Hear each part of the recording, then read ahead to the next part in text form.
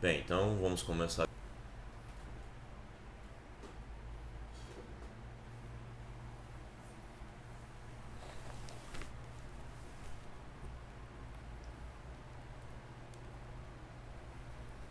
Vejam, por favor, se o ruído diminui um pouco. Legal, pronto. Então o ruído diminuiu e eu também consegui fazer uma cortina aqui improvisada para que diminuísse um pouco a iluminação aqui da minha tela. Quer dizer, a iluminação sobre a minha tela que estava fazendo com que eu não conseguisse ver direito. Então vamos lá. Posso começar então. Bem, conjunto dos números naturais, tá? Bem, tem alguém tentando entrar ainda. Deixa eu permitir aqui. Então, conjunto dos números naturais é, quando a gente vai falar sobre conjuntos numéricos em geral, né? A primeira coisa que a gente geralmente vai falar é sobre o conjunto dos números naturais. E qual a motivação disso, né? Até por que o nome do conjunto é justamente conjunto dos números naturais? Oi, Eri, você ia fazer alguma pergunta? Não, né? Bem, então, por que conjunto dos números naturais? Oi.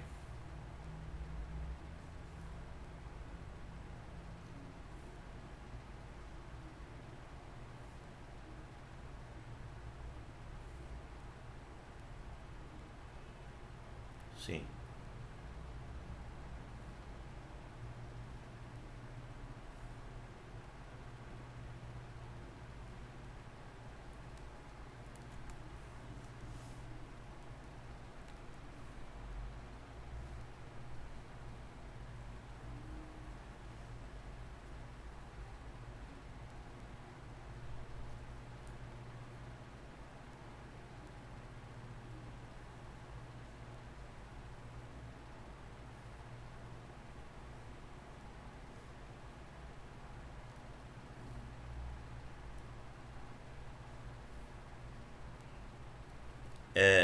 Eri, você deve ter entrado depois que eu falei, né?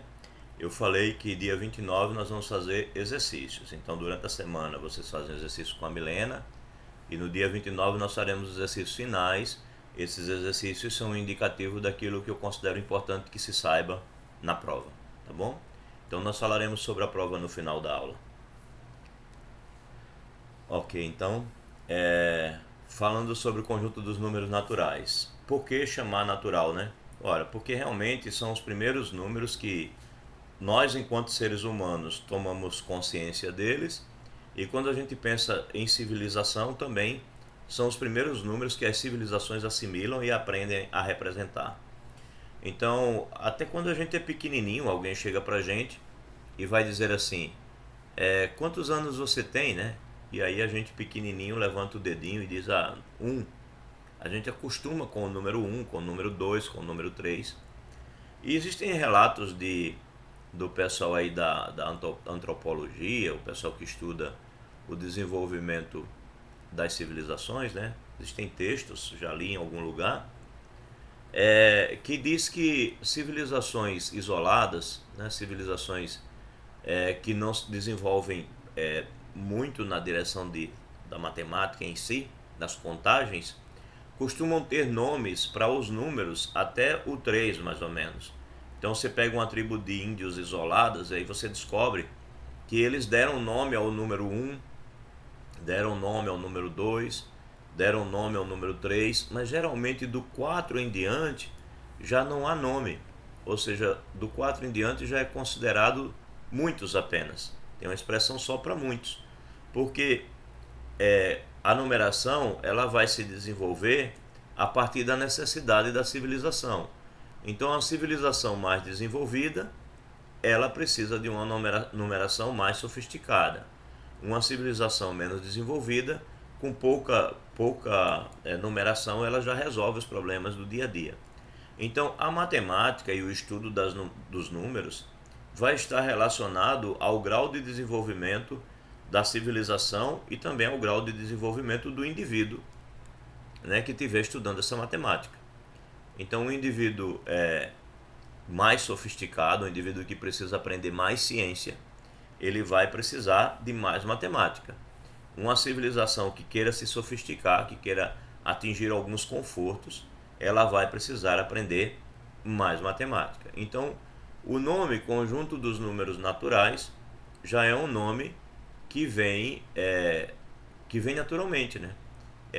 Ele surge com o próprio ser humano, ele surge com a humanidade, por isso conjunto dos números naturais. Aí surge uma discussão filosófica sobre, e o zero? O zero seria natural ou não é natural? Essa discussão filosófica não me interessa, não nos interessa aqui também, tá? Zero ser natural ou não ser natural vai ser defendido por uns e por outros, mas não é esse o nosso interesse aqui. A gente quer aprender sobre a forma padrão que se estuda o conjuntos numéricos e sobre o porquê deles existirem e como funcionam as operações dos elementos desses conjuntos. É isso que a gente está interessado, porque é exatamente isso que a gente ensina nas escolas. E também é porque é a base necessária para você dar continuidade no curso de matemática. Bem, então, conjunto dos números naturais é assim chamado porque realmente eles surgem de maneira natural para o ser humano. O zero é necessário entrar como natural para nós aqui. O zero é necessário porque o zero vai fazer parte das nossas operações, né? A gente só consegue fazer uma subtração se a gente pensar na possibilidade de subtrair um número por ele mesmo. A gente vai precisar do zero. E aí, aqui, as propriedades operatórias do conjunto dos números naturais. O conjunto dos números naturais tem na sua adição, por exemplo, a associatividade. Você consegue fazer a associatividade quando você opera a adição dos números naturais. Ou seja, se você tem 3 números naturais para somar, você pode somar os 2 primeiros e deixar o terceiro esperando, ou você pode deixar o primeiro esperando e somar os 2 últimos. O resultado vai dar no mesmo. Também vale a comutatividade, ou seja, tanto faz você somar o primeiro com o segundo, ou o segundo com o primeiro, o resultado dá sempre o mesmo, sempre que você vai somar 2 números. Existe o número zero no conjunto dos números naturais, né? E esse número zero, ele age como um elemento neutro, ou seja, ele não altera a soma na qual ele estiver envolvido. Ele não altera a soma onde ele estiver envolvido. O zero mais qualquer número A, onde A é um número natural qualquer, vai dar como resposta o próprio número A. Então essas são as propriedades da adição no conjunto dos números naturais. As propriedades da multiplicação estão aqui à direita. Vale também a associatividade, ou seja, do mesmo jeito que eu consigo somar os 2 primeiros e deixar o terceiro para somar depois, ou deixar o primeiro esperando e somar os 2 últimos e o resultado dá no mesmo. Da mesma forma, eu consigo multiplicar os 2 primeiros e depois multiplicar o terceiro, ou eu posso deixar o primeiro esperando e multiplicar os 2 últimos e por fim multiplicar o primeiro que eu deixei esperando. Ou seja, vale a associatividade quando você vai falar na multiplicação dos naturais. Também vale a comutatividade no produto dos naturais. Multiplicar A vezes B ou B vezes A vai dar o mesmo resultado. E também existe o elemento neutro. O elemento neutro em questão, na multiplicação, é o número 1. É o número 1. Uma vez qualquer número natural vai dar esse número natural, né? Nesse caso aqui representado pela letra A. E por fim, tem uma propriedade que une a adição e a multiplicação. É a propriedade da distributividade. A gente tem aqui que se você tiver um número A para multiplicar uma soma, B mais C, você consegue distribuir A vezes B, depois A vezes C, e o resultado dá no mesmo. Você poderia somar primeiro e depois multiplicar, ou você pode multiplicar o primeiro, depois multiplicar o segundo e depois somar. Essa é a propriedade da distributividade dos números naturais. Tá certo? Propriedade da distributividade. Então, essas propriedades constituem as propriedades operatórias dos números naturais. A questão é a seguinte: note que não falamos da propriedade da existência de um inverso ou de um simétrico. Não falamos nisso. Falamos de várias propriedades, mas não falamos da existência de um simétrico. Por quê? Ora, o que acontece é, quando eu estou com os naturais, ele, ao somar, estou somando aqui 2 mais 3, Tranquilo, dá 5. Mas quando eu vou pensar na existência de um simétrico, ou seja, se eu pensar na existência do simétrico do 2, o menos 2, e eu for somar com o 3, tudo bem, isso ainda vai dar 1. Mas se eu pensar na existência do simétrico do 3 e eu for somar o 2 com o menos 3, isso não vai pertencer ao conjunto dos números naturais. E aí surge a necessidade de pensar num outro conjunto, né? Esse conjunto não suporta a subtração. A gente diz assim, a subtração não é uma operação nos naturais. Porque para ser uma operação, quando você fizer a operação entre os dois elementos, tem que continuar dentro do mesmo conjunto. Quando você soma, continua dentro do mesmo conjunto. Os naturais são fechados para soma, mas eles não são fechados para subtração. Quando eu inverto ali o 3 menos 2, 3 menos 2 continua natural, mas quando eu inverto o 2 menos 3, aí eu saio do conjunto dos números naturais. E aí surge a necessidade de um outro conjunto. Aí esse outro conjunto é o conjunto dos números inteiros. Ou seja, para cada elemento natural, eu tenho a necessidade de um simétrico a ele, tal que, quando eu somar esse número natural com esse simétrico, eu vou ter o elemento neutro, que é o zero. Né? Então você observa que z, por exemplo, ele está aqui, ó, os naturais estão aqui. Né? Os naturais estão aqui, do zero para cá. Mas ele tem uma outra parte, que é a parte dos inteiros negativos, né? Os que não são naturais. Ou, como diz aqui ele, não são os inteiros que não são positivos, né? No caso, o zero tem que ser colocado, porque o zero não é nem positivo nem é negativo. Alguém está tentando entrar. Pronto. Então, você tem o conjunto dos números inteiros que satisfaz a nossa necessidade de poder fazer a conta 2 menos 3, né? Agora eu tenho um conjunto onde eu tenho um resultado para essa subtração. Então, nesse conjunto, eu tanto tenho a adição como eu tenho a subtração.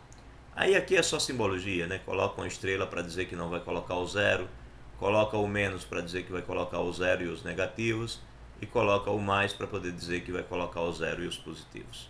Né? Tem aqui a nomenclatura, mas essa nomenclatura a gente já deve estar acostumado.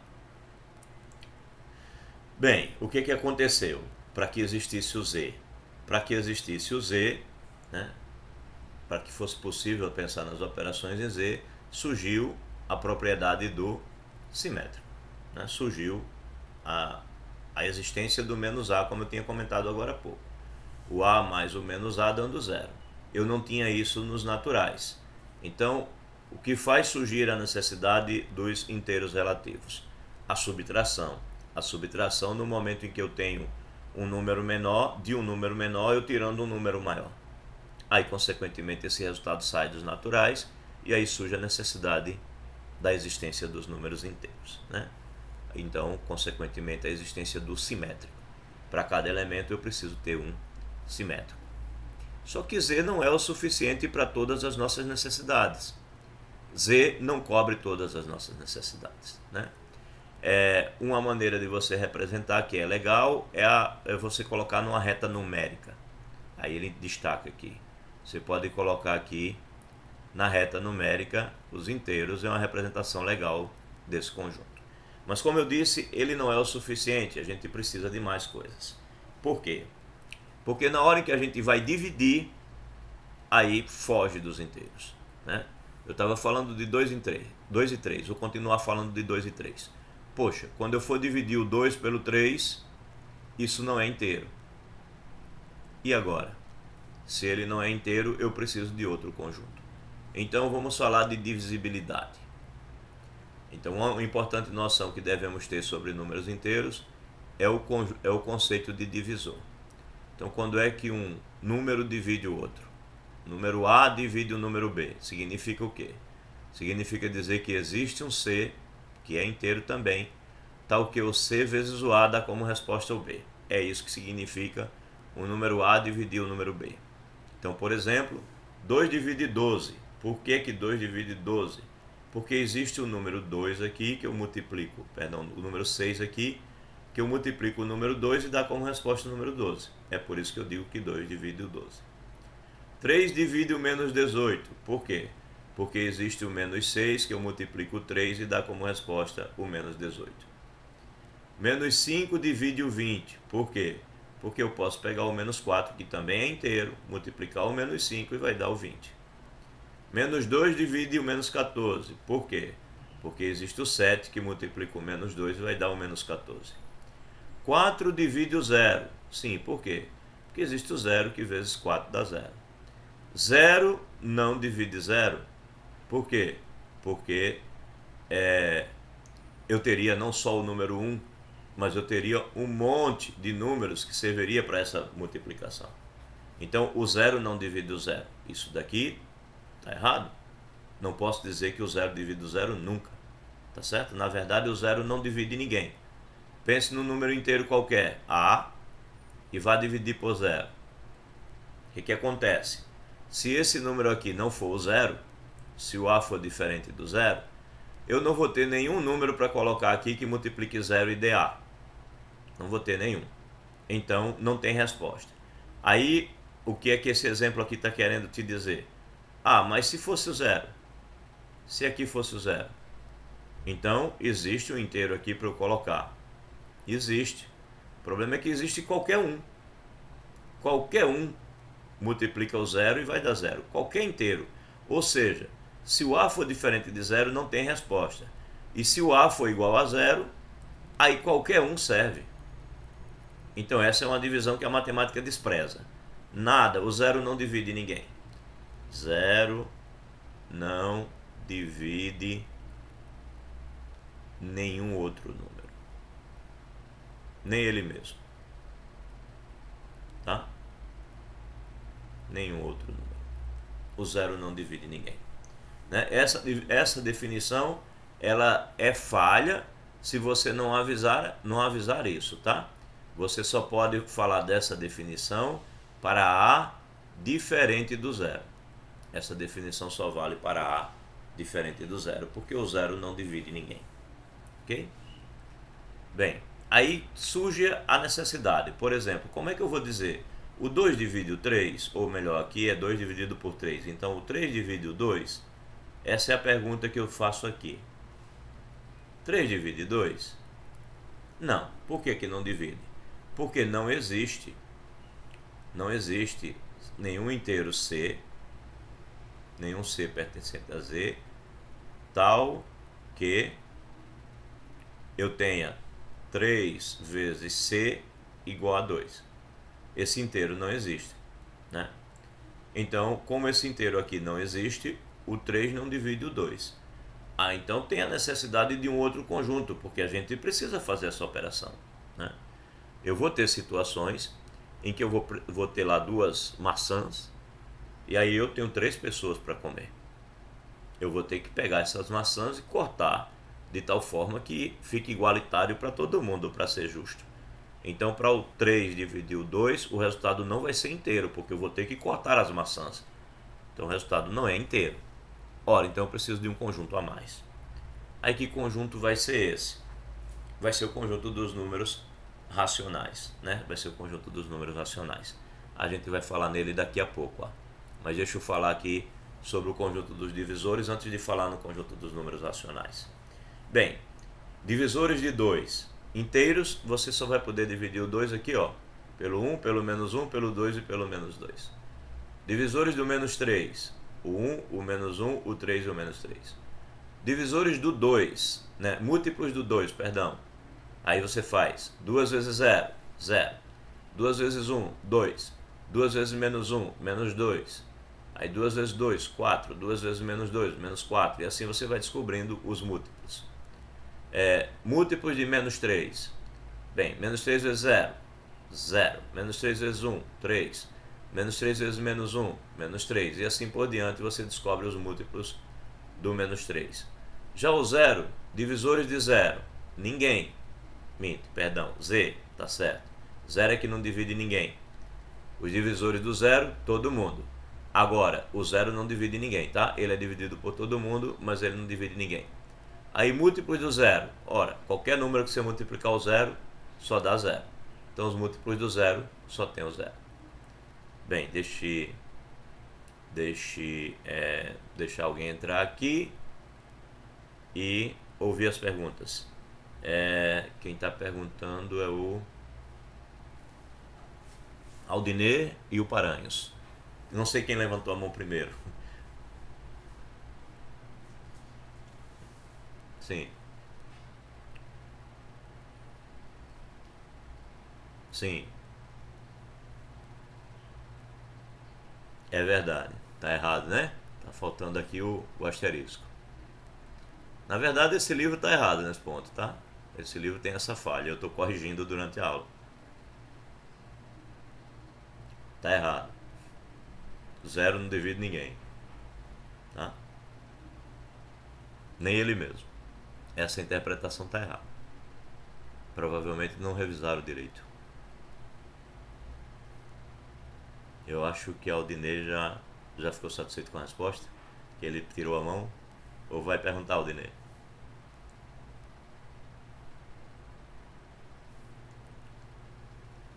Bem, se algum matemático quiser considerar que zero divide zero, ele vai ter que defender essa ideia, porque ninguém defende, tá? E eu mesmo não defendo. A ideia tá, para mim tá errada.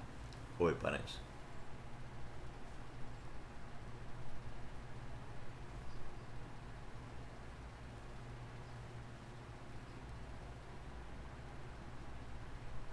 E ele tá errado.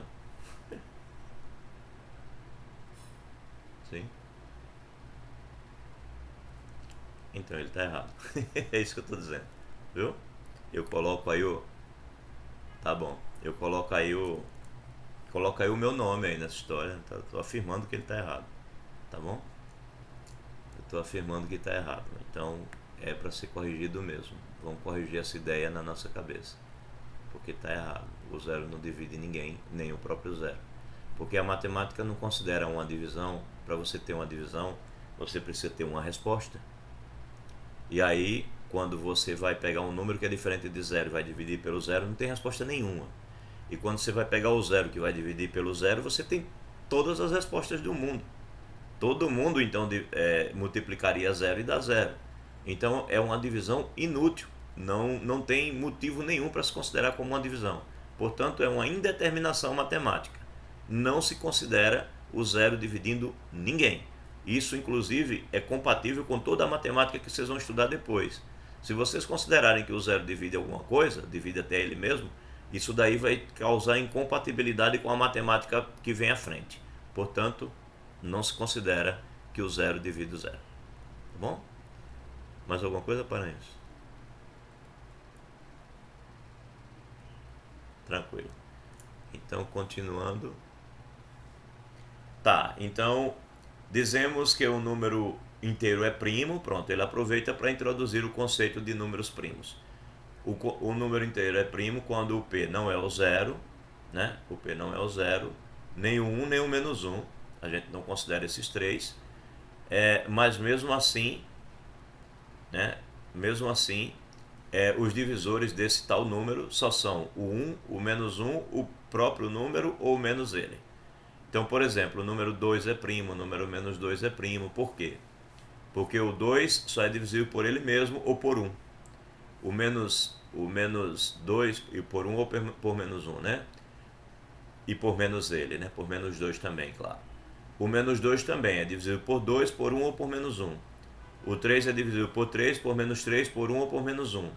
O menos 3 é divisível por 1, por menos 1, por menos 3 e pelo próprio 3 e pelo 3.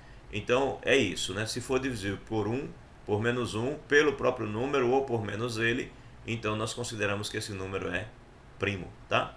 Então o número primo é isso, é exatamente isso. Será que tem alguém tentando entrar? Tem. Tem alguém tentando participar também, novamente. Deixa eu ver se consigo chegar na parte de permitir aqui. Tá certo, gente? Então, número primo, ele é divisível por ele mesmo, ele é divisível por menos ele ele é divisível por 1 ou por menos 1. É assim que a gente vai considerar, porque a gente está considerando os inteiros, tá? Se a gente estivesse considerando só os naturais, a gente diria que esse número é divisível por ele ou pela unidade, né? Porque a gente não consideraria a parte negativa. Mas como a gente está falando dos inteiros em geral, então o número primo ele vai ser divisível por ele, por menos ele, por 1 ou por menos 1. Tá bom? Isso é um número primo para a gente aqui na nossa teoria. Não há incompatibilidade em pensar assim. Agora, conjunto dos números racionais. Dado um número inteiro Q diferente de 1 e menos 1, o inverso de Q não existe em Z. Não existe em Z. Ou seja, 1 sobre Q não está em Z. Então, esse é o problema pelo qual eu não consigo fazer a divisão de 2 por 3. É porque não existe o inverso do 3 no conjunto dos números inteiros. O inverso do 3 está nos racionais. É por isso que eu não consigo fazer aquela divisão e eu preciso que os números tenham inverso. Então, o que diferenciará o conjunto dos números racionais do conjunto dos números inteiros que a gente estava vendo até agora?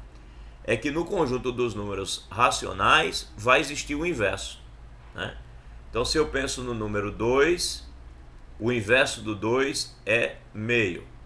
E meio não é um número inteiro. Se eu penso no 3, o inverso do 3 é 1/3. E isso não é um número inteiro. Então, é por isso que eu não consigo dividir 2 por 3 nos números inteiros. Porque o 2 por 3 seria justamente o produto de 2 vezes 1/3. Só que 1/3 não pertence a Z. Então, em Z, eu não consigo falar nisso. Eu só consigo falar nisso quando eu estou, isso daqui é justamente o 2/3, quando eu estou em Q e não em Z. Então, quando a gente vai fazer uma divisão desse tipo, isso faz com que o conjunto dos nossos números inteiros seja insuficiente. E aí a gente precisa do conjunto dos números racionais, que são nada mais nada menos que o conjunto das frações, né, do tipo P sobre Q, onde P pertence a Z e Q pertence a Z estrela. O Q não pode ser zero, tá certo? O Q não pode ser zero. Então é isso, o conjunto dos números racionais é isso. O conjunto onde você tem as frações formadas por inteiros, o numerador sendo um inteiro qualquer e o denominador sendo um inteiro não nulo. Tá?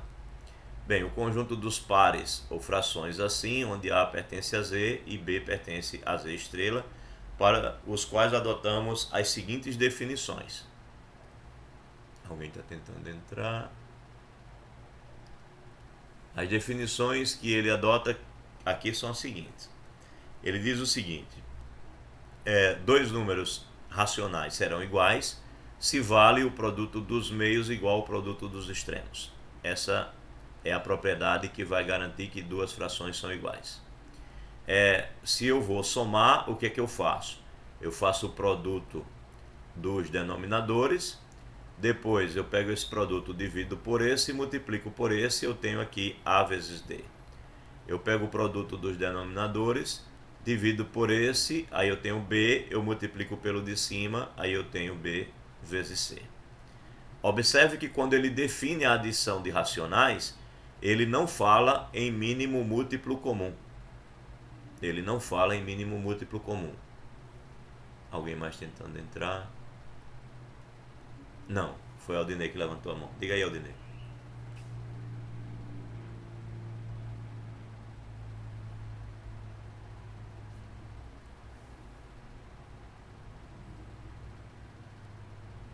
Sim. Certo. Você está falando no segundo aqui? Você tá falando do segundo aqui da adição? É exatamente sobre isso que eu ia falar agora, tá? Deixa eu fazer esse comentário. Eu estava dizendo assim, veja que ninguém falou sobre mínimo múltiplo comum, não é? Na hora que você fala da adição, ninguém fala em mínimo múltiplo comum para definir a adição de racionais. Notou isso? Notaram? O que a gente está acostumado a dizer? Quando eu vou somar dois números racionais, se os denominadores forem iguais, eu repito o denominador e somo os numeradores. Se os denominadores forem diferentes, eu faço o mínimo múltiplo comum e aí eu faço esse procedimento que está escrito aí. Não é isso? Mas o que está sendo dito aí na definição é que eu não preciso do mínimo múltiplo comum. E isso é verdade, né? Por exemplo, não importa se os denominadores são iguais ou são diferentes, eu de fato não preciso de mínimo múltiplo comum. Se eu usar essa regra, isso será sempre verdade. Sei lá, vamos pegar aqui 2 terços mais 5 terços. Os denominadores são iguais. Aí o que a gente diz? Repete o denominador e soma os numeradores. Mas se o que foi dito foi essa regra e eu for segui-la, vai dar errado? Não. Se eu for seguir essa regra, eu vou fazer 3 vezes 3. Aí 3 vezes 3 dividido por 3 dá 3 vezes 2. 3 vezes 2. Mais 3 vezes 3 dividido por 3 dá 3. 3 vezes 5 em cima. Qual a resposta que nós teríamos? 3 vezes 2, 6. 3 vezes 5, 15. Dividido por 9. Nós encontraríamos 21 dividido por 9. Ora, agora simplifique essa fração. Divida essa fração por 3. Você vai ter 7. 21 dividido por 3 dá 7. 9 por 3 dá 3. Dá 7 terços. Que é a resposta que nós iríamos obter se nós tivéssemos dito assim. Vou repetir o denominador e vou somar os numeradores. Ou seja, a definição que foi dada, ela não está errada. Ela é geral. Ela é genérica. Oi. Sim. Em momento algum ele diz que B e D não podem ser iguais. Não é? Ele te dá a regra para todas as situações. Então aquela regra funciona para iguais ou não iguais. Oi, José.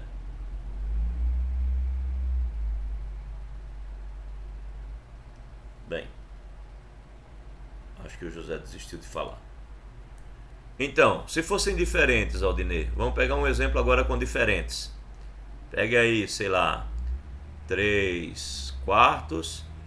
E para não pegar um número que divide o outro, eu vou pegar 5 sextos. Pronto. Os denominadores são diferentes agora. O mínimo múltiplo, o máximo divisor comum seria 2, o mínimo múltiplo comum acho que é, deixa eu ver, 8, 12, 12, né? 3 vezes 4, 12, seria 12. Eu vou ignorar isso tudo, vou simplesmente usar essa regra. O que a regra está dizendo? 4 vezes 6, 24.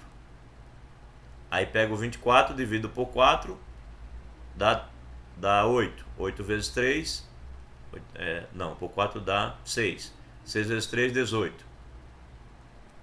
Aí 24 dividido por 6 dá 4. 4 vezes 5, 20, não é isso? Então eu tenho 38 sobre 24. Aí eu agora simplifico isso daqui. Se eu dividir isso por 2, vai dar 19, não é isso? Sobre 12. Vejam aí se eu fiz a conta certinha. Bem, aí como é que a gente está acostumado a fazer? A gente faria essa conta assim. 3 quartos mais 5 sextos. A gente faria o mínimo múltiplo comum entre os dois aqui. E aí o mínimo múltiplo comum entre os dois é 12. 12 por 4 dá 3. 3 vezes 3, 9. 12 por 6 dá 2. 2 vezes 5, 10. Aí a gente diria que a resposta é 19 sobre 12. A resposta é a mesma. Qual a vantagem de fazer assim? É que aqui eu tenho um número menor, 12. Aqui eu tenho um número maior, 24. Aqui eu precisei simplificar a fração. Aqui eu não precisei simplificar a fração saiu de imediato. Então, essa maneira é melhor porque você diminui os números e não precisa simplificar. Essa maneira daqui é obviamente melhor do que fazer toda essa conta, porque é muito mais fácil você simplesmente repetir o denominador e somar os numeradores. É muito mais fácil. Mas essa regra que está colocada aqui, essa definição, ela é completa. Ela serve para qualquer situação. Se você não quisesse se preocupar em repetir denominador e somar numeradores, e se preocupar que é uma ação quando os denominadores são iguais e outra quando os denominadores são diferentes, se preocupar com o mínimo múltiplo comum, se não quiser se preocupar com nada disso, basta seguir essa receitinha que está colocada ali. Aquela receita resolve qualquer soma, não importa se o denominador é igual, se é diferente, se o mínimo múltiplo comum é só o produto ou não. Ela resolve tudo, entendeu? Então, por isso, ela é a definição da adição de frações. A definição da adição de frações é essa. Você soma frações dessa maneira. Multiplica os denominadores e faz esse procedimento. E isso serve para qualquer situação. Mas é claro que na situação em que os denominadores são iguais, é mais fácil repetir o denominador e somar os numeradores. E no caso em que você tenha números grandes aqui, encontrar o mínimo múltiplo comum ajuda você a trabalhar com números menores e não precisar simplificar a fração no final. Já o produto é imediato, é simples demais, né? Numerador vezes numerador, denominador vezes denominador e nada a discutir. É o que a gente já está acostumado, né? Bem, aí ele restabelece a linguagem, diz que quando colocar o sinal de mais aqui, será o conjunto dos racionais não negativos. Quando eu colocar o sinal de menos, é o conjunto dos racionais não positivos, ou seja, inclui o zero. E quando você colocar a estrela, é porque você não quer o zero. Lógico que se você misturar as duas coisas, se você colocar a estrela e colocar o menos, por exemplo, ele está falando do conjunto dos números racionais negativos, né? O zero não estará presente, só terá números negativos nesse caso. Essa é notação, a gente já deve estar acostumado e não é a coisa mais importante do mundo ficar decorando as coisas, importa a gente aprender os detalhes. Bem, mais detalhes. Na fração A sobre B, A é o numerador, B é o denominador. Se A e B são primos entre si, ou seja, se o MDC entre A e B é 1, a gente diz que essa fração é irredutível. Então, assim, essas frações aqui, 2 terços, 3 sobre 15, 3 sétimos, 7 sobre 15, são ditas frações irredutíveis. Mas 6 sobre 10 não é, porque dá para dividir por 2 em cima e por 2 embaixo. E aí sim você teria 3 sobre 5. E 3 sobre 5 de fato é irredutível, mas a 6 sobre 10 não é. Então consideremos o conjunto Q', formado pelos números racionais com denominador unitário. Então ele está dizendo aqui o seguinte, que se você pensar nas frações do tipo o número inteiro em cima e o número 1 embaixo, você vai ver que isso de fato é igualzinho a Z, né? Z é igualzinho a Q'. Bem, a gente está vendo que não é igual, né? Porque são frações. E os números inteiros não são frações a princípio. Mas existe uma correspondência muito forte, né? X sobre 1 corresponde ao número inteiro x. Porque x sobre 1 seria x dividido por 1. Vai dar o próprio x. Então, apesar de não ser exatamente o mesmo conjunto, mas a relação entre o Q' e o Z é tão forte que a gente pode dizer que o Q' e o Z são o mesmo conjunto, tá? Então, A sobre 1 igual a B sobre 1 implica A igual a B. Claro, né? Produto dos meios e dos extremos seria A vezes 1 igual a 1 vezes B. Então, vai dar A igual a B realmente, usando a nossa propriedade de igualdade de frações, né? Somar A sobre 1 mais B sobre 1 seria, faz o produto 1 vezes 1, dá 1. Né? Aí pega 1, divide por 1 e multiplica pelo de cima da A. Pega 1, divide por 1 e multiplica pelo de cima da B. Então fica A mais B sobre 1, que para a gente é o próprio A mais B. Então, de fato, funciona nesse conjunto aqui as operações, né? A multiplicação daria o próprio A vezes B. Então, esse conjunto, de fato, é igualzinho ao Z. Falar no Q' ou falar no Z é a mesma coisa, né? Como diz ele aqui, portanto, os racionais com denominador 1 comportam-se para a igualdade, a adição e a multiplicação como se fossem o conjunto dos números inteiros. É tão se fossem que a gente diz que na verdade é, né? Na verdade é. Então, o que acontece de fato é que o Q' ele está contido em Q, não é o Z. Mas a gente considera que o Q' é o Z. Então a gente diz que o Z está contido no Q. Na verdade, quem está contido no Q é o Q'. Só que o Q' é uma cópia do Z. É igualzinho ao Z. Então a gente diz que o Z está contido no Q, apesar de ser um abuso de linguagem. Pelo menos para os algebristas é um abuso de linguagem. Bem, as propriedades das operações em Q. Então, em Q, a adição é associativa. Eu posso somar as duas frações primeiro e deixar a terceira fração esperando, ou eu posso deixar a primeira esperando e somar as duas últimas. Vai funcionar. Então, vale a associatividade. Vale a comutatividade. Somar AB mais CD ou CD mais AB dá no mesmo. Existe o elemento neutro, que é o zero, que no fundo não deveria ser escrito assim. Deveria ser escrito assim, 0 sobre 1, porque é o elemento de Q'.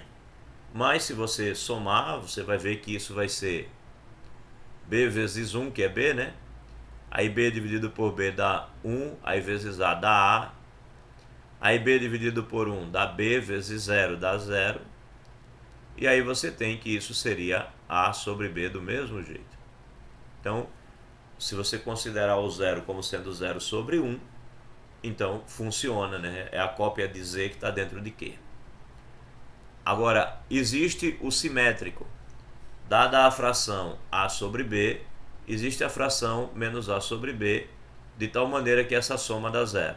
Dá 0 mesmo? Vamos ver. Ou melhor, para ser rigoroso, dá 0 sobre 1, que é o 0 do Q'.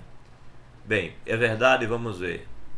A sobre B somado com, vamos colocar o menos em cima, menos A sobre B. Posso colocar onde quiser, vou colocar em cima. Aí o que daria isso? Bem, dá B ao quadrado, né, que é o produto B vezes B. B ao quadrado por B dá B. Vezes A vai dar AB. Aí mais B ao quadrado dividido por B dá B. Aí vezes menos A, menos AB. Então é claro que deu 0 em cima e B ao quadrado embaixo. Ora, mas eu disse que dava 0 sobre 1 e não 0 sobre B ao quadrado. Tá bom, tudo bem. Vou mostrar a você que 0 sobre B ao quadrado é a mesma coisa que 0 sobre 1. Por quê? Produto dos meios é 0 vezes 1 é igual ao produto dos extremos. B quadrado vezes 0, que é 0. Então, de fato, essas duas frações são iguais. Portanto, dizer que 0 sobre B ao quadrado é a mesma coisa que 0 sobre 1, está certo. Elas são iguais. Na verdade, 0 sobre qualquer coisa, né, desde que essa coisa não seja 0, dá sempre igual. Tá bom? Inclusive, nesse ponto, note que o número 0 ficaria igual a qualquer fração, né? Veja por que o 0 não pode dividir o 0. Ó, já dá uma inconsistência aqui. Se eu disser a você que A sobre B é igual a 0 sobre 0, você não vai poder dizer para mim que não é. Ou seja, 0 sobre 0 passou a ser qualquer fração que você quiser. A vezes 0 é igual a 0 vezes B. Então qualquer fração é 0. Tá vendo porque o 0 não pode dividir o 0? Se for considerar que o 0 divide o 0, a fração 0 sobre 0 passa a ter sentido. E aí ela já é um problema, porque aí qualquer fração passa a ser ela. Todo número vira 0. Tá errado, né? Então, realmente não dá para dizer que o 0 divide o 0 de jeito nenhum. Vai causar muitos problemas matemáticos. Então, o livro está errado se diz isso. Bem, aí vamos para a associatividade da multiplicação.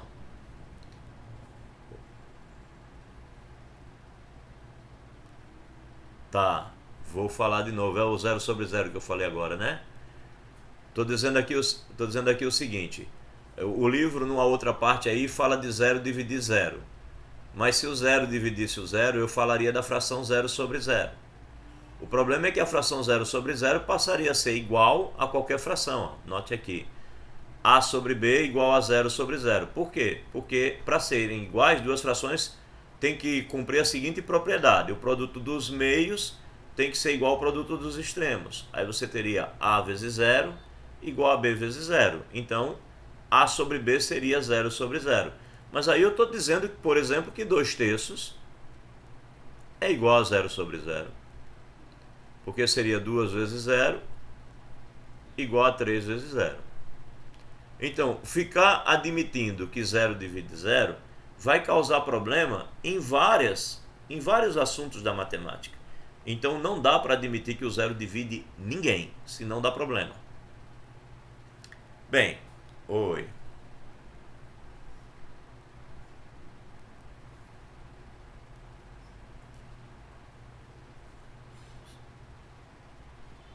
Não, 2 vezes 0 ser 0 não. Tá, tá. 2 vezes 0 aqui é 0. Tá. 2 vezes 0 é 0. Mas o que foi que eu disse na definição? Eu disse que o A vai dividir o B, se existir um C, tal que A vezes C é igual a 0. Mas foi o que eu disse sobre o A. Eu disse que o A tinha que ser diferente do 0. Então esse cara daqui não pode estar presente. Porque na hora que eu digo que o cara daqui não pode ser 0, troque a função do A e do C. Então eu estou dizendo também que o C divide o B. Como? Dizendo que existe o A, tal que o C vezes A é o B. Mas eu estou dizendo que o A não é 0, então o C também não pode ser 0. Tá bom? Esse cara daqui também não pode ser 0. Logo aqui está falho, eu não poderia dizer que isso daqui é o divisor. Esse cara não é divisor. O divisor é esse, que não é 0. Só pode ser divisor se for diferente do 0. Aí fica coerente. Fica coerente. Na hora em que você aceita que o 0 divide o 0, dá problema. Ok, aí propriedades da multiplicação. Vale a associatividade. Ou seja, eu posso multiplicar as duas frações primeiro e depois multiplicar a terceira. Ou eu posso deixar a primeira fração esperando e multiplicar as duas últimas. Depois fazer o produto. O resultado vai dar o mesmo. Vale a associatividade. Vale a comutatividade. Ou seja, A sobre B vezes C sobre D é a mesma coisa que C sobre D vezes A sobre B. Vale a comutatividade. Existe o elemento neutro da multiplicação, que ele aqui representou por 1, mas poderia ter representado como elemento do quelinha, que no caso seria 1 sobre 1. E aí fica A vezes 1 é A, B vezes 1 é B. Ok. Vale a existência do elemento neutro.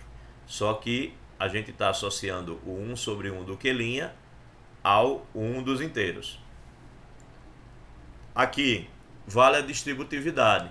Se eu pegar a fração A sobre B e multiplicar pela soma das frações C sobre D mais E sobre F, eu vou ter A vezes C, B vezes D, que é esse primeiro produto, e eu vou poder fazer A vezes E, B vezes F, que é esse segundo produto.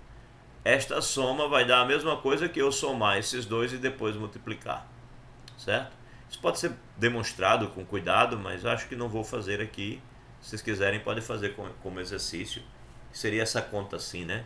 Seria A sobre B multiplica o que está dentro do parêntese. Aí o que está dentro do parêntese... Oi, bom dia, Milena.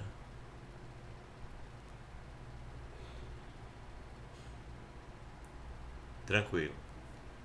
Então, essa soma... Deixa eu voltar lá. Deixar na posição que estava no início. Esta soma, este produto vezes essa soma poderia ser feito assim, né? Eu poderia somar primeiro. Aí se eu fosse somar primeiro seria DF, aí DF dividido por D dá F, então ficaria CF, e DF por F dá D, aqui seria DE. Então do lado esquerdo eu poderia ter somado primeiro e depois fazer o produto, né? O A vezes isso, o B vezes isso. Aí eu terei aqui um resultado. Aí por outro lado eu tenho essa outra soma aqui.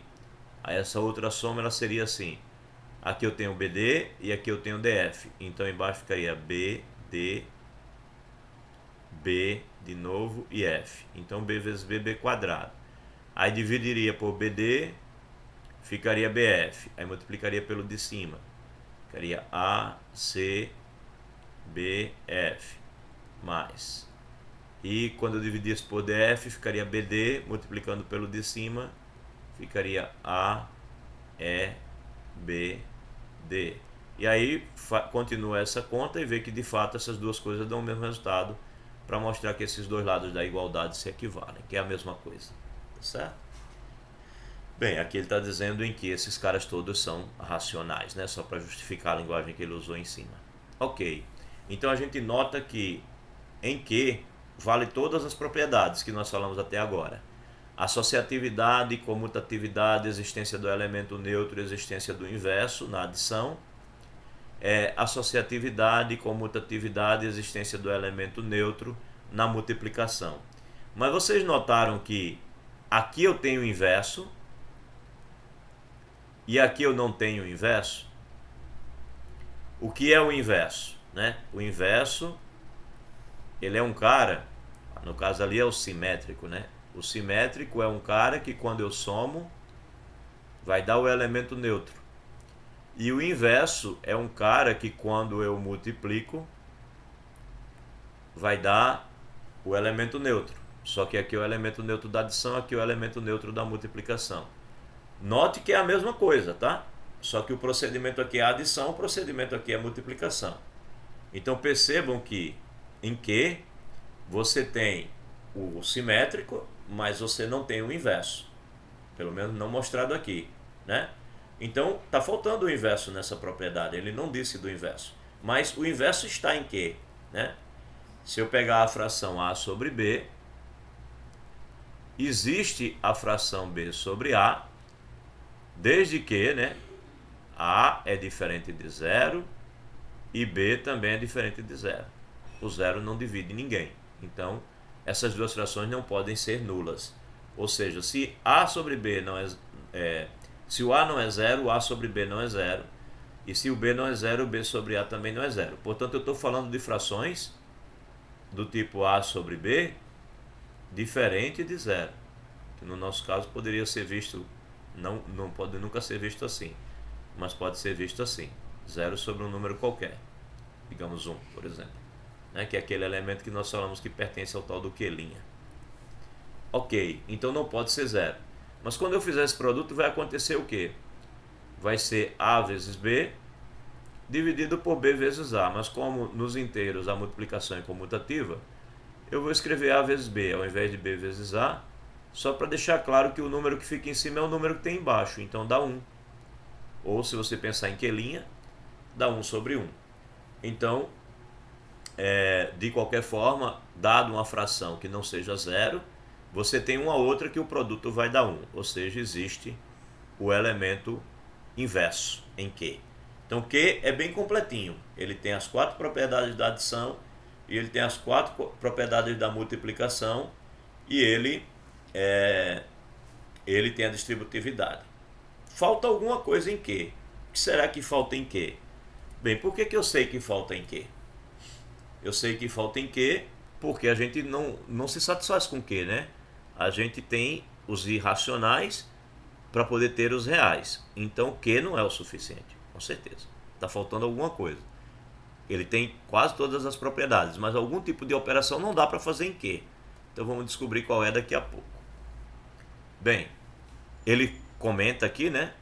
Simétrico ou inverso para multiplicação. Ele faz o comentário que eu acabei de fazer, né? Com A sobre B diferente, isso dá 1. Eu antecipei na página anterior.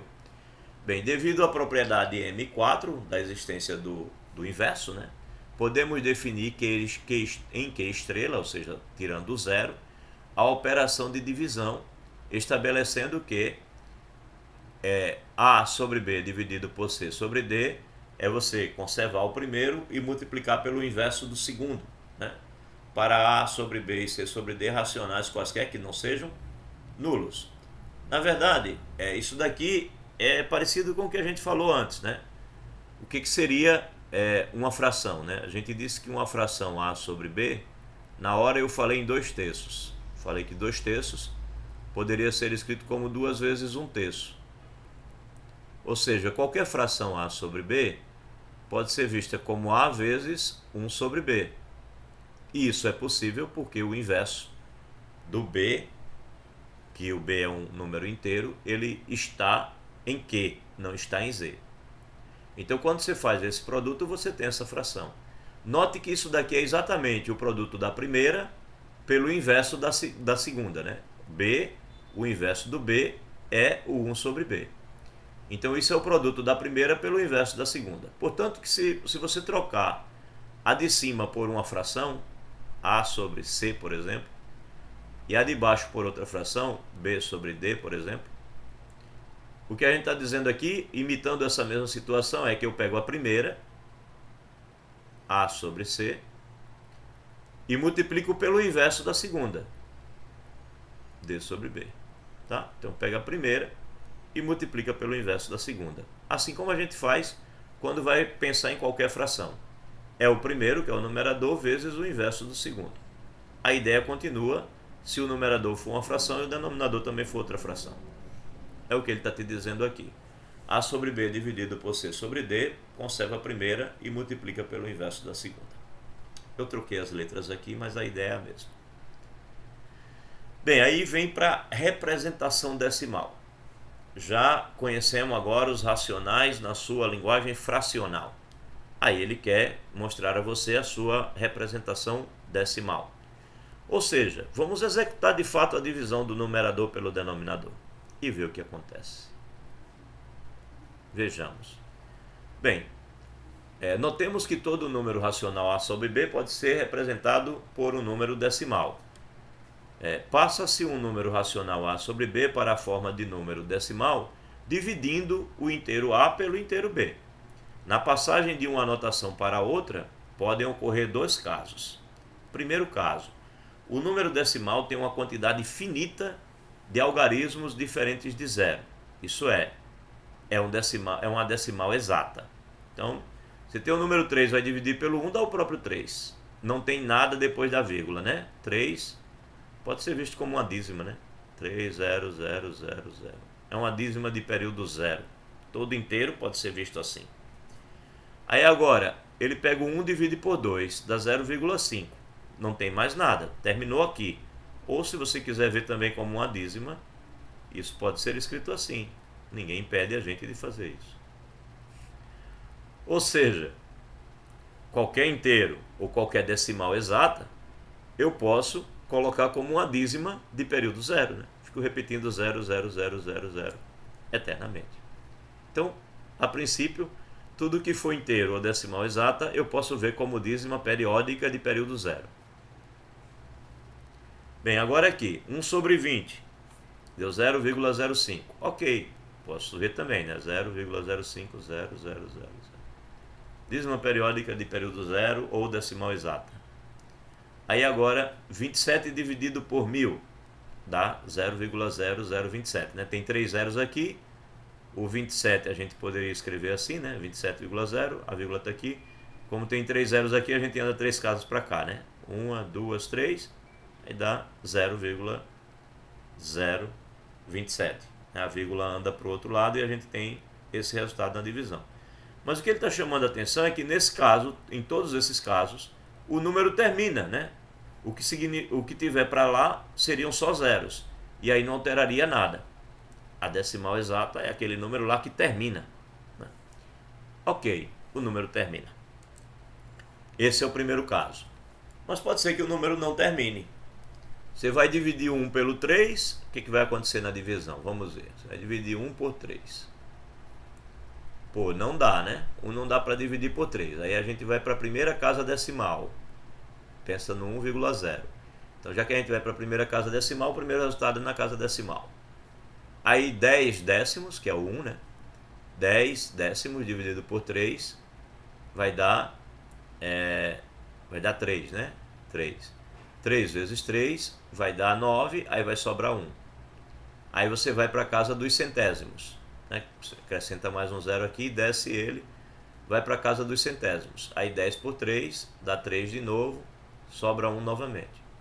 Aí você vai para a casa dos milésimos. 10 por 3 dá 3, sobra 1 novamente. Décimos de milésimos, etc. Aí você descobre que 1 dividido por 3 é isso. Essa linguagem aqui eu não uso não. Para que ficar colocando esse tracinho? Para nada. Prefiro escrever assim. Isso é só um gasto de linguagem desnecessário no meu ponto de vista. Bem, aí 2 dividido por 7. De novo, mesma coisa. Você vai fazer a conta. Aí o 2 dividido pelo 7, 2, fazer assim, bem grandão. Dá espaço para ficar colocando 0. Vou dividir o 2 pelo 7. Então, o 2 por 7 não dá. Tá, então eu vou para a primeira casa decimal. 0, aí agora 20 por 7 dá 2. 14, sobram 6. Vou para a segunda casa decimal, né? Vou para os centésimos. Aí 60 dividido por 7 dá 8. 56, né? Aí 4. Vou para a próxima casa decimal. Aí 40 dividido por 7, 5. Dá 35, sobra 5. 0. Para cá. Aí agora 7. 7 vezes 7, 49. Sobra 1. Beleza? Aí agora mais um 0. Vamos para mais casa decimal, né? Aqui você vai colocando, andando nas suas casas decimais. Aí 10 por 7 dá 1, sobram 3. Ok. Aí mais um 0. Aí agora 30 por 7 dá 4, sobram 2. Opa, quando eu colocar 0 aqui, vai voltar para o 20, que foi o primeiro que eu coloquei, e aí vai voltar para o 2. Aí vai dar 14, vai sobrar 6, vai vir para o 0, aí vai vir o 8, né, 60 e etc. Que você começa a notar que vai se repetir, né? Como começou aqui, ó, 2, 8, 5, daqui para frente vai se repetir. Aí você diz, o período é isso. Esse é o período. Daqui para frente se repete. Ok, então você descobriu o período. Veja, esse período é bem pequenininho. Esse período aqui já tem 5 algarismos, não, 6 algarismos. Já é bem maior. Aí uma outra situação aqui. Você vai dividir o 11 pelo 6. Dividir 11 por 6. Aí quando você vai dividir o 11 pelo 6, ora, dá para dividir. Então tem uma parte inteira na resposta. 1 vezes 6, 6. Para 11, fica faltando 5. Aí agora você entra na casa decimal, né? Primeira casa decimal, desce a primeira casa decimal, então tem vírgula. Aí 50 dividido por 6, 8. Porque 8 vezes 6 dá 48. Sobram 2. Aí vai para a próxima casa decimal, 20 dividido por 6, 3. Aí 3 vezes 6, 18, sobram 2. Aí você já viu que vai ficar se repetindo. De agora em diante é tudo repetição. Não, vai ser sempre 3. Então essa é uma divisão que tem uma característica diferente, porque tem uma parte inteira, depois tem uma parte que não se repete e depois tem uma parte que se repete. Então, e se esgota todas as possibilidades, tá? Toda vez que você dividir 2 inteiros, sempre vai acontecer uma dessas coisas. Ou dá um decimal exato, uma decimal exata, ou então dá uma dízima periódica sem parte inteira e todo mundo se repetindo depois, ou dá uma dízima periódica sem parte inteira, mas nem todo mundo se repete depois, tem uma parte fixa. O período pode ser grande, o período pode ser pequeno, né? Ou pode dar uma parte inteira e depois começar a dízima, quando você continua fazendo as contas. Então são essas as situações, mas isso caracteriza de vez os números racionais. Todo número racional ou vai ser uma decimal exata ou vai ser uma dízima periódica. Sendo que eu costumo dizer que de fato tudo é dízima, né? Porque a decimal exata é uma dízima periódica de período zero. Então, se você quiser ser mais bruto, você pode dizer assim: toda divisão de inteiros dá sempre uma dízima periódica. O período pode ser zero ou pode não ser zero, né? Quando é zero a gente chama de decimal exata. Mas é isso, dá sempre uma dízima periódica. Portanto, existe a possibilidade de algum número não ser uma dízima periódica, ou seja, não ser nem uma decimal exata, nem uma dízima periódica das comuns, que não só tem zero. Existe essa possibilidade? Existe, né? Existe. Então é exatamente por isso que o conjunto dos números racionais não são suficientes. A gente precisa de mais conjuntos. Então podemos notar também que todo número na forma de decimal exata, ou é dízima, né, periódica, pode ser convertido ou dízima periódica, pode ser convertido para a forma de fração e, portanto, representa um número racional. Então ele aqui dá os exemplos, né? Você pega o 0,37, ele pode ser escrito como 37 sobre 100. O 2,631 pode ser escrito sobre 1000. Claro, os que forem assim, decimais exatas, você pega uma potência de 10 com a quantidade de zeros igual à quantidade de casas decimais que você tiver aqui e está resolvido, né? Tem 4 casas decimais, ele dividiu por uma potência de 10 com 4 zeros. Aqui tem 3 casas decimais, ele dividiu aqui por 1000 porque tem 3 zeros. Aqui tem 2 casas decimais, dividiu por 100. Então a decimal exata é fácil fazer uma fração. Basta colocar uma potência de 10 no denominador, está resolvido o problema. Agora, quando a decimal não for exata, aí o que a gente faz? Aí ele dá aqui os exemplos de como fazer para você encontrar a fração que vai dar aquela dízima periódica, e ele fez isso de maneira bem elegante. Ele não fez levando você a decorar nada. Ele fez de maneira elegante, organizou a ideia e tal, como eu acho que deve ser, tá? Para mim, aquela história lá, não sei quantos zeros, quantos são não sei o que, parte que repete, aquela coisa de ficar decorando como fazer a fração, eu acho meio que absurda ficar fazendo isso. Eu não daria aula fazendo aquilo. Eu faria desse jeito que o nosso autor aí fez. Como é que ele faz, né? Eu quero saber qual é a fração que o 0777 vai corresponder, né? Qual foi a fração que deu origem a essa dízima? É essa a pergunta. Então o que ele fez? Ele chamou a dízima de x. Chamou a dízima de x. Aí, como só tem uma casinha no período, ele foi e multiplicou por 10. Então ele tem 10x igual a 7,777. Porque só tinha uma casinha e ele queria passar só o período da dízima. Aí agora ele vai subtrair esse x. Então se eu fizer menos x aqui, eu estarei fazendo menos 0,777, etc. Aí o que acontece? 10x menos x dá 9x. E 7 menos 0 aqui vai dar 0. E se você fizer 7 menos 7, 7 menos 7, 7 menos 7 infinitamente, vai dar sempre 0, 0, 0. Então, do lado direito ficou apenas o 7, do lado esquerdo ficou o 9. Aí você passa o 9 para dividir e você descobriu qual é a fração. Você descobriu qual é a fração que deu como resposta essa dízima. É o 7 dividido por 9. Você pode pegar uma calculadorazinha e ver. Pega o 7 divide por 9 e vê que de fato dá isso. Né? Mas poderia ser um pouquinho mais complicada. Poderia ser essa. Como é que ele fez essa? Ora, ele tinha o x.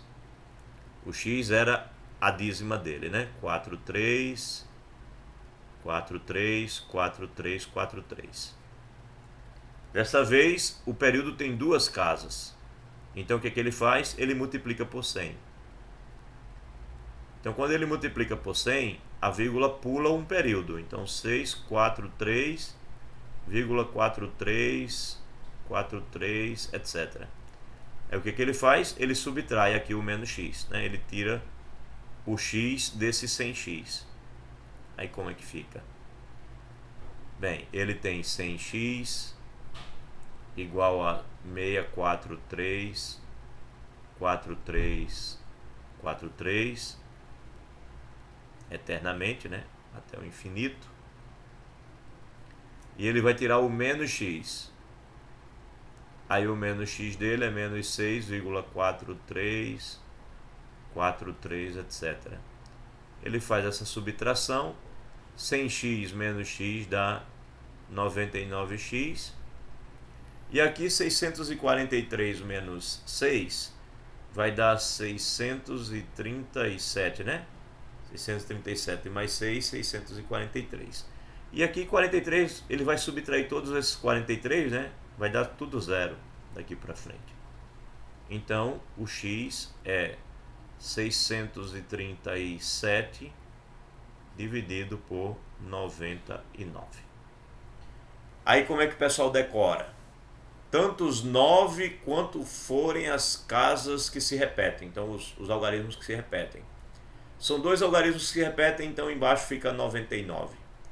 E o número de cima? O número de cima é você pegar o número que você tem na frente inteiro, mais o período, e subtrair o número que você tem na frente. Aí dá isso. Então, para decorar é assim. Eu nunca decorei, não quero decorar, não acho que vale a pena. E toda vez que eu faço a conta, é que eu lembro como é que as pessoas decoram e como alguns livros colocam isso. Mas não há necessidade alguma de decorar. O certo é fazer essa conta que a gente acabou de fazer. Bem, mas tem como complicar mais, né? Aí está aqui a parte mais complicada. Ele agora tem o inteiro, ele tem a parte que não se repete e depois ele tem a parte que se repete. Aí precisa tomar um pouquinho mais de cuidado. Bem, você vai chamar de x a sua dízima, que é o 2,57919191 para o resto da vida. Bem, aí você precisa se livrar da parte fixa e da parte que se repete. Aí você dá dois passos. Você multiplica por 100, aí você tem 257,919191 eternamente. Quando você faz isso, você voltou para a situação anterior. Não tem mais a parte que se repete. Só que agora não é mais o x que importa, agora quem importa é o 100x. Então você vai fazer a mesma coisa que você fez na parte anterior, só que ao invés do x ser o seu principal, agora quem é seu principal é o 100x.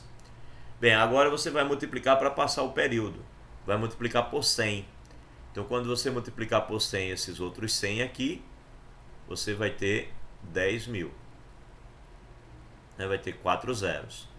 E aí do lado direito você tem 25791, porque a vírgula andou, né, 2 casas para a direita. E daqui para frente você continua com os seus 919191 para o resto da vida. Bem, aí o que você faz? Você agora tira o 100x, não tira o x, tira o 100x. Então você vai chegar aqui e vai fazer 100x a menos. O 100x era menos 257 aqui vai ser, né? Menos 257, 91, 91, 91 para o resto da vida. Faz essa conta. Se eu de 10.000 eu tiro 100, eu fico com 9.900, né? 9.900x. Se eu colocar mais 100 dá 10.000.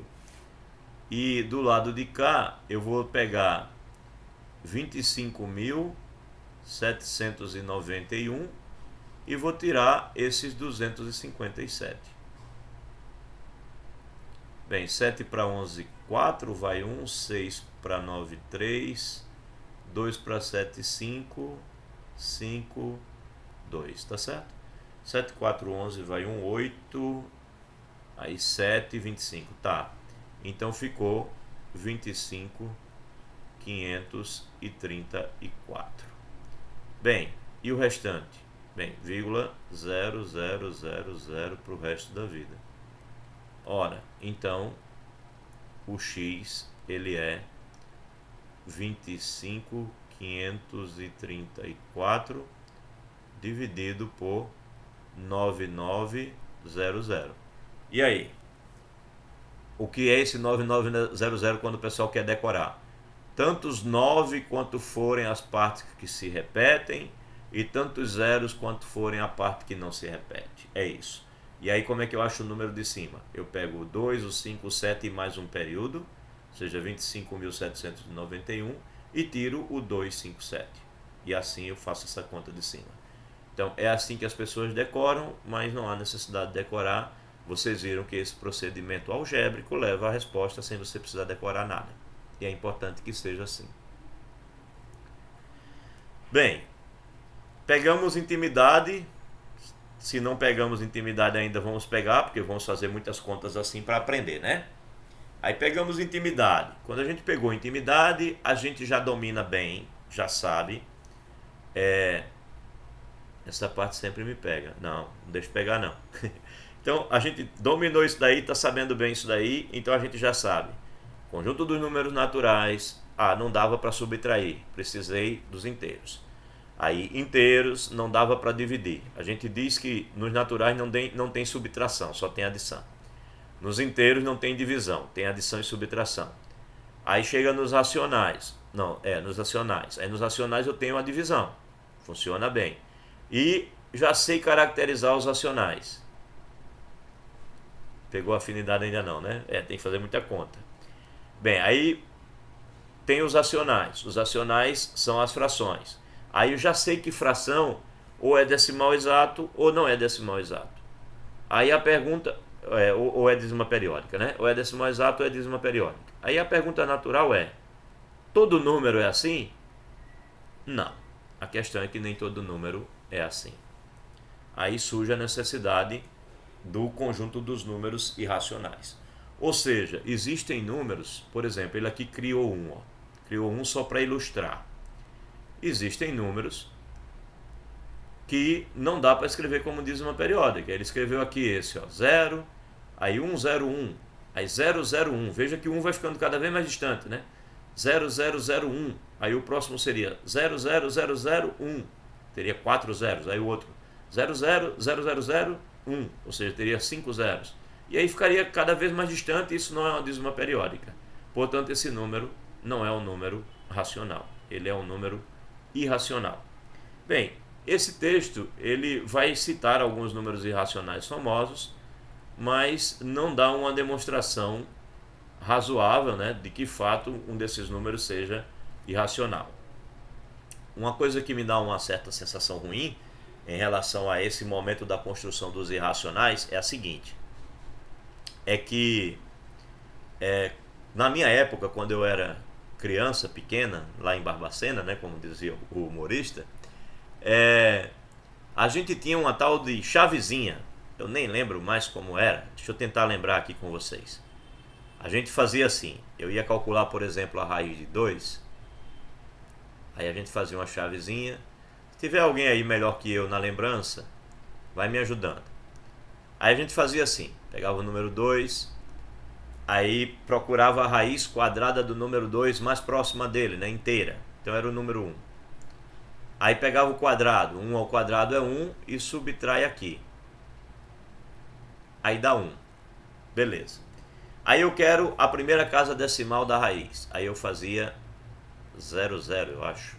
Aí eu desço 00 para cá. Aí esse número 1 eu dobro, vira 2. Aí eu vou procurar um número aqui para colocar, formar uma dezena, multiplicar por ele mesmo, de tal forma que a resposta que eu obtenha seja a mais próxima possível desse número 100. Então eu boto uma vírgula aqui. Aí o que acontece? Quando eu faço isso, o número mais próximo que eu tinha ali era o número 4. Porque se eu colocar o número 5, vai ficar 25 vezes 5, vai passar de 100. Aí era o número 4. Eu vou aqui e coloco o número 4. Aí 24 vezes 4 vai dar 96, né? Eu vou pegar o 96, vou subtrair aqui do 100, vai sobrar 4. Como eu peguei duas casas aqui, essa resposta 4 sobe. E aí eu passo a ter aqui 1,4. E aí eu quero mais casas decimais. Aí eu acrescento mais 2 zeros. E desço os 2 zeros daqui. Esse número aqui eu olho como se fosse 14. Aí eu dobro ele, ele vira 28. Eu acho que eu estou conseguindo lembrar, viu? Se eu me enrolar, eu peço ajuda. Aí coloca um número aqui junto com esse 28, repete ele aqui e faz um produto 280 e alguma coisa que chega o mais próximo possível de 400. Ora, se eu colocar 2 ali, eu vou ter 282. Aí 282 vezes 2 já passa dos 400. Então o maior inteiro que eu vou conseguir colocar ali é o número 1. Eu coloco aqui o número 1. Aí eu tenho 281.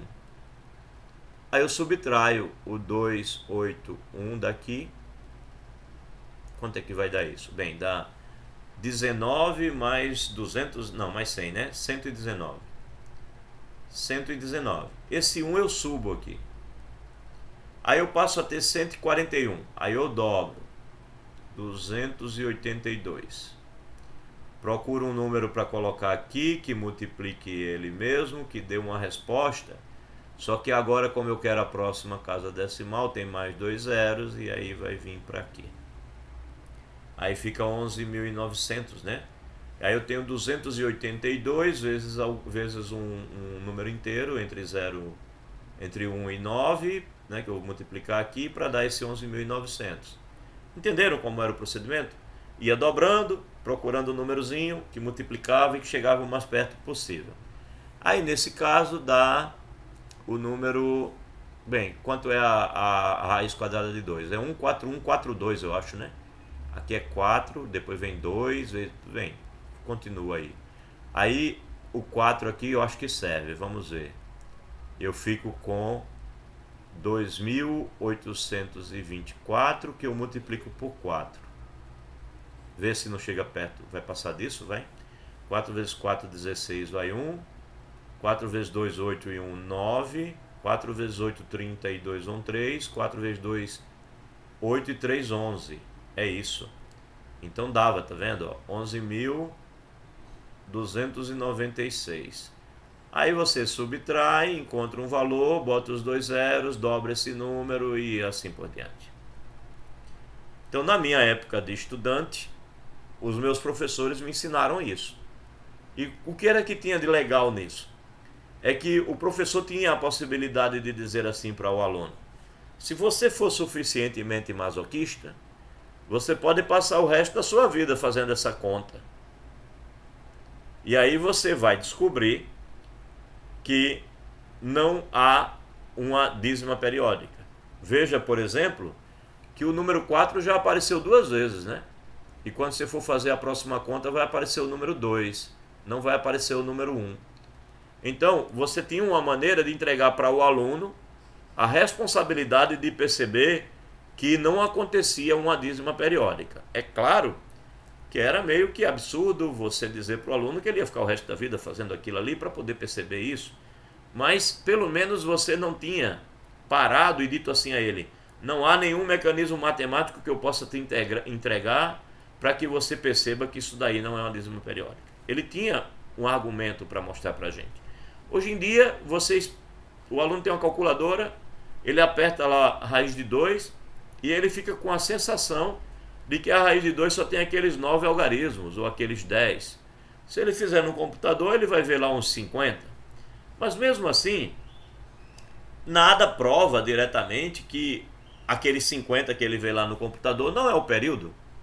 Porque quem é que me prova que de fato aquilo ali não vai ficar se repetindo? Aquela quantidade que eu vi não vai passar a se repetir. Quem prova para mim isso? Né? Ou seja, quem prova para mim que raiz de 2 não é racional? Entendem o problema?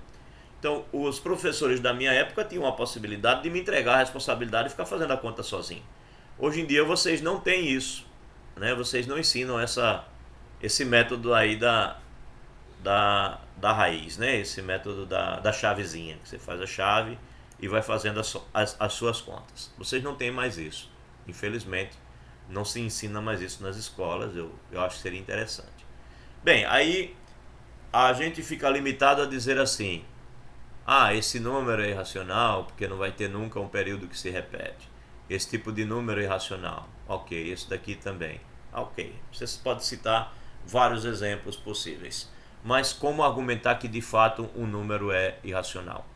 Eu acho que deveria ser, que em algum momento do ensino o aluno deveria ser exposto à demonstração de que raiz de 2 não é racional. A demonstração clássica que a gente encontra no primeiro capítulo do livro de cálculo, né? Geralmente eles fazem isso. Eu acho que essa demonstração aqui deveria ser dada no ensino médio ou fundamental, não sei. A demonstração que eu me refiro é a seguinte: você supõe, né, que a raiz de 2 é uma fração. P sobre Q. Então suponha que raiz de 2 é uma fração P sobre Q, onde P e Q são primos entre si. Ou seja, o máximo divisor comum entre P e Q é igual a 1. Suponha isso. Aí agora eleve ao quadrado dos dois lados. O aluno do ensino fundamental vai entender isso. Eleva ao quadrado a raiz de 2 vai dar 2. Eleva ao quadrado p vai dar p ao quadrado. Eleva ao quadrado q vai dar q ao quadrado. Produto dos meios e dos extremos me dizem então que 2q ao quadrado é igual a p ao quadrado. E aí eu posso dizer o seguinte: logo, p ao quadrado é par. Posso dizer isso, né? O aluno do fundamental certamente vai entender que se o número é 2 vezes alguma coisa, então ele é par. Então p ao quadrado é par. Mas aí eu vou fazer a próxima afirmação e aí essa você tem que chamar a atenção que o aluno pense um pouco. Logo, p ao quadrado é par. Bem, portanto, p é par. Então, se o p ao quadrado for par, o p é par. Vai ser difícil convencer o aluno do fundamental que isso é verdade? Acho que não. Chegue para ele e peça um número ímpar que elevado ao quadrado vai dar par. Aí ele vai pensar: 3 ao quadrado, 9. 5 ao quadrado, 25. 7 ao quadrado, 49. 15 ao quadrado, 225. 11 ao quadrado, 121.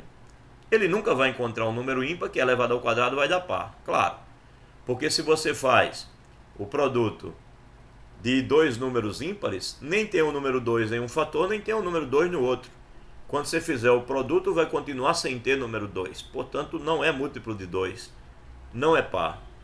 Sendo assim, se o quadrado de um número é par, é porque esse número é par. Ok? Então, o que foi que eu concluí? Eu concluí que p ao quadrado, que p é par. Foi essa a minha primeira parte aqui dessa demonstração. E acho que nenhum aluno do ensino fundamental vai sofrer tanto. Nenhum não, né? Alguns vão sofrer. Mas muitos alunos vão entender até aqui essa demonstração com uma certa facilidade. Bem, mas se o p é par,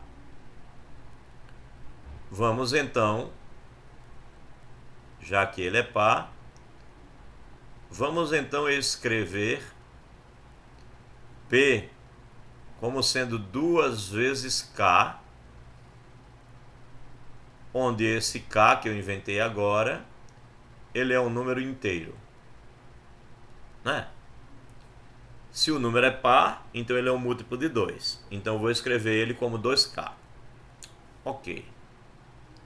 Aí eu agora vou substituir 2k no lugar desse p quadrado. Aí vai ficar assim. Portanto, 2q quadrado é igual a 2k quadrado. Ora, mais 2 ao quadrado dá 4. E k ao quadrado eu vou escrever aqui. Então, 2k ao quadrado é 4k quadrado. Aí eu divido por 2 aqui, divido por 2 aqui, ficam 2. Então eu concluo que q ao quadrado é 2k ao quadrado. Ora, eu acabei de dizer então que q quadrado é par. Portanto, q quadrado é par. Porque q quadrado é 2 vezes alguma coisa. Se um número é 2 vezes alguma coisa, ele é par. Certo? Ora, mas aí é que está o problema. Da mesma maneira que eu disse que se o p quadrado é par, o p é par, então se o q quadrado é par, q é par. Q é par. E qual é o problema, professor, do q ser par? Deixa o q ser par, né? Não tem problema nenhum. O problema é que o p é par. Se o p é par e o q for par, significa dizer que se eu olhar para a fração p sobre q, eu vou poder simplificar dividindo por 2 em cima e embaixo, porque ambos são pares. Mas isso significa que o MDC entre o p e o q não é 1, porque o 2 divide os dois. Então o máximo divisor comum não é o 1. O 2 seria pelo menos, ou até outro maior, mas não é o 1. Então aqui não pode acontecer. Os dois não podem ser pares. E se os dois não são pares, o que aconteceu? Aconteceu que houve um problema no início. O que foi que eu supus? Eu supus que raiz de 2 era uma fração e que o MDC entre as duas era 1. Isso é sempre possível supor se a fração existir. Mas aí, se isso aconteceu, é porque a fração não existe. Essa fração P sobre Q que vai dar raiz de 2, ela não existe. Então é isso que você conclui. Portanto, essa fração P sobre Q pertencendo a Q não existe. Não vejo por que haja problema da gente dar essa demonstração no ensino fundamental e médio. Não vejo. O aluno entende o que é um número par, o aluno vai entender o que é o MDC, e se ele vai entender o MDC, ele vai ver que aquela fração ali não tem como existir se o numerador é par e o denominador é par. E toda fração você sempre pode reduzir até chegar no irredutível. Portanto, eu poderia já supor que a fração no início era irredutível de fato. Logo, essa fração não existe. Se essa fração não existe é porque raiz de 2 não é racional. Raiz de 2 é um número irracional. Ou seja, Q não é o suficiente para as nossas contas. Existem conjuntos, existem números que não estão em Q. Oi, João. Oi, José. José Neto.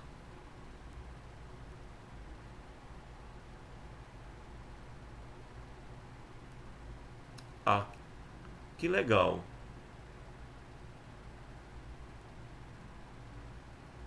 Certo.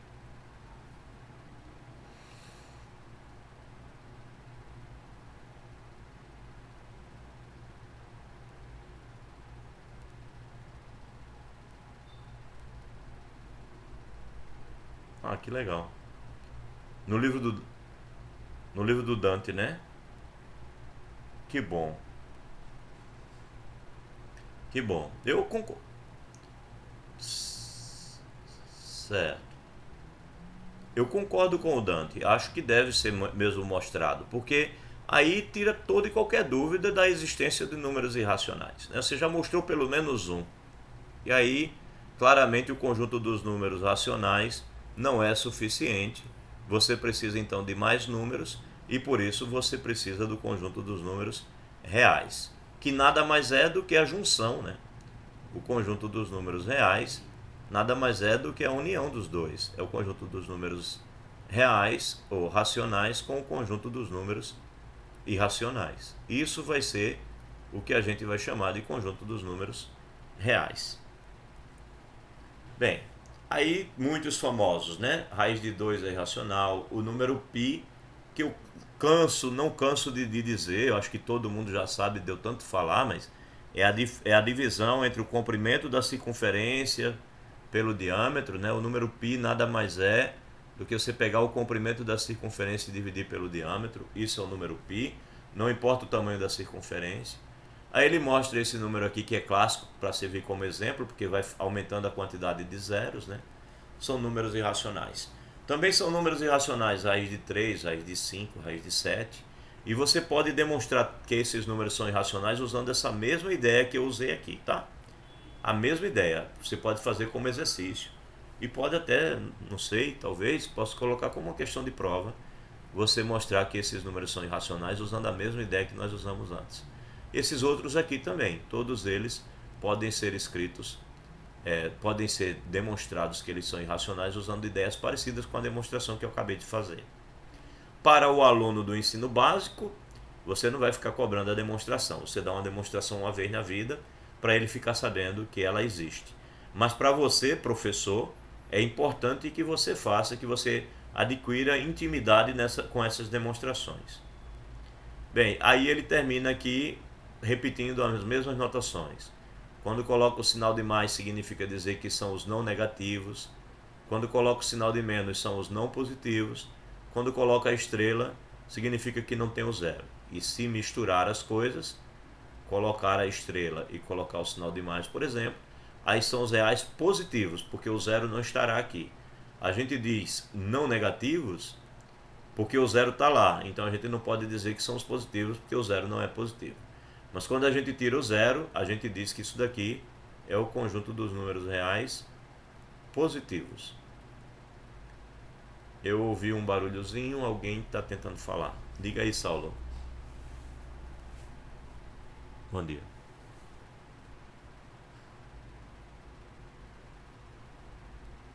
Sim, sim. Dá para demonstrar isso, tá? Toda vez que você for extrair a raiz quadrada e não der um número natural, então é irracional. E eu disse natural exatamente para chamar a atenção que, por definição, raiz quadrada é um número positivo, tá bom? Então é sim. Mais alguma pergunta, Saulo?